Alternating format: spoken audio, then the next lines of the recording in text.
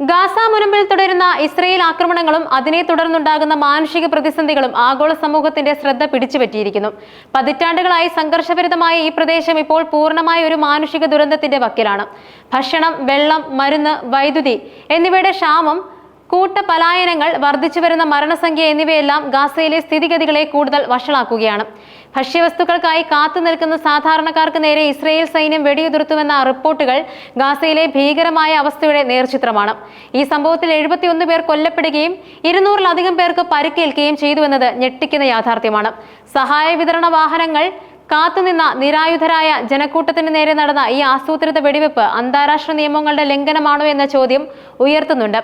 പരിക്കേറ്റവരിൽ പലർക്കും തലയ്ക്കും നെഞ്ചിനുമാണ് വെടിയേറ്റുന്നത് ഇതിന്റെ ഗൗരവം വർദ്ധിപ്പിക്കുന്നുണ്ട്. ഗാസയിൽ പട്ടിണി മൂലം മരിക്കുന്നവരുടെ എണ്ണം അനുദിനം വർദ്ധിച്ചുകൊണ്ടിരിക്കുകയാണ്. ഏറ്റവും പുതിയ കണക്കുകൾ പ്രകാരം 154 പേർ പട്ടിണി കാരണം മരണത്തിന് കീഴടങ്ങി. ഇത് കേവലം ഒരു സംഖ്യയല്ല, മറിച്ച് ഓരോ വ്യക്തിയുടെയും ജീവനും അവകാശങ്ങളും നിഷേധിക്കപ്പെടുന്നതിന്റെ ദയനീയ ചിത്രമാണ്.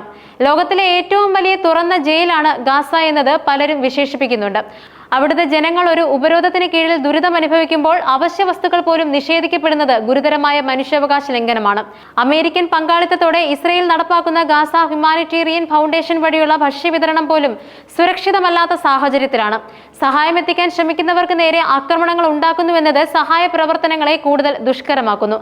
ഈ ഫൗണ്ടേഷന്റെ പ്രവർത്തന പരിചയത്തെക്കുറിച്ചും സുരക്ഷാ മാനദണ്ഡങ്ങളെക്കുറിച്ചും US സ്റ്റേറ്റ് സെക്രട്ടറി മാർക്കോ റൂബിയോട് 93 ഡെമോക്രാറ്റിക് പ്രതിനിധികൾ കത്തയച്ചത് ഈ വിഷയത്തിലെ അന്താരാഷ്ട്ര തലത്തിലുള്ള ആശങ്ക വ്യക്തമാക്കുന്നുണ്ട്.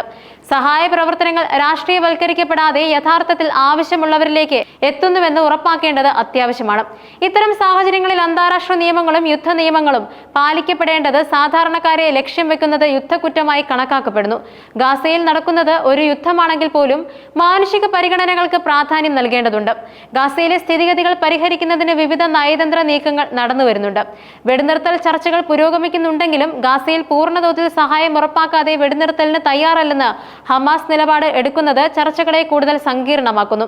അമേരിക്കയുടെ പശ്ചിമേഷ്യൻ പ്രതിനിധി സ്റ്റീവ് വിറ്റ്കോഫ് ഇസ്രയേൽ സന്ദർശിക്കുന്നത് ഈ വിഷയത്തിൽ അമേരിക്കൻ ഇടപെടലിന്റെ പ്രാധാന്യം വ്യക്തമാക്കുന്നുണ്ട്. സ്വതന്ത്ര ഫലസ്തീൻ രാഷ്ട്രം എന്ന ആശയം വർഷങ്ങളായി നിലനിൽക്കുന്ന ഒന്നാണ്. ഫ്രാൻസിന്റെയും ബ്രിട്ടന്റെയും ഈ വിഷയത്തിലുള്ള പിന്തുണ അന്താരാഷ്ട്ര സമൂഹത്തിൽ ഈ വിഷയത്തിന് ലഭിക്കുന്ന പ്രാധാന്യം വ്യക്തമാക്കുന്നുണ്ട്. വെടിനിർത്തലിന് ഇസ്രയേൽ സമ്മതിച്ചില്ലെങ്കിൽ സെപ്റ്റംബറിൽ ഫലസ്തീൻ രാഷ്ട്രത്തെ അംഗീകരിക്കുമെന്ന് ബ്രിട്ടൻ പ്രഖ്യാപിച്ചത് ഇസ്രയേലിന് മേൽ അന്താരാഷ്ട്ര സമ്മർദ്ദം വർദ്ധിപ്പിക്കാൻ സാധ്യതയുണ്ട്. എന്നാൽ ഇത്തരം നീക്കങ്ങൾ ഹമാസിന് കൂടുതൽ ഉത്തേജനം പകരുമെന്ന് ഇസ്രയേൽ വിദേശകാര്യമന്ത്രി ഗിഡിയോൺ സാർ കുറ്റപ്പെടുത്തുന്നത് ഈ വിഷയത്തിലുള്ള കാഴ്ചപ്പാടുകളുടെ വൈരുദ്ധ്യം വ്യക്തമാക്കുന്നുണ്ട്. ഗാസയിലെ പ്രതിസന്ധിക്ക് ഒരു ശാശ്വത പരിഹാരം കണ്ടെത്തേണ്ടത് അനിവാര്യമാണ്. കേവലം വെടിനിർത്തലുകളോ താൽക്കാലിക സഹായങ്ങളോ ഈ പ്രശ്നത്തെ പൂർണ്ണമായി പരിഹരിക്കില്ല. ദീർഘകാല അടിസ്ഥാനത്തിലുള്ള ഒരു രാഷ്ട്രീയ പരിഹാരം അനിവാര്യമാണ്. അത് പലസ്തീൻ ജനതയുടെ അവകാശങ്ങളെ മാനിക്കുകയും അവരുടെ സുരക്ഷയും അന്തസ്സും ഉറപ്പാക്കുകയും ചെയ്യണം.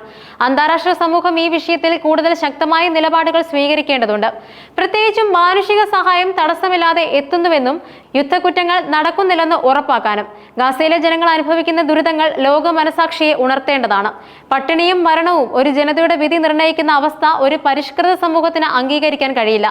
സമാധാനം, നീതി, മനുഷ്യാവകാശങ്ങൾ എന്നിവ ഉയർത്തിപ്പിടിച്ചുകൊണ്ടുള്ള ഒരു സമീപനം മാത്രമേ ഈ പ്രശ്നത്തിന് ശാശ്വത പരിഹാരം നൽകൂ.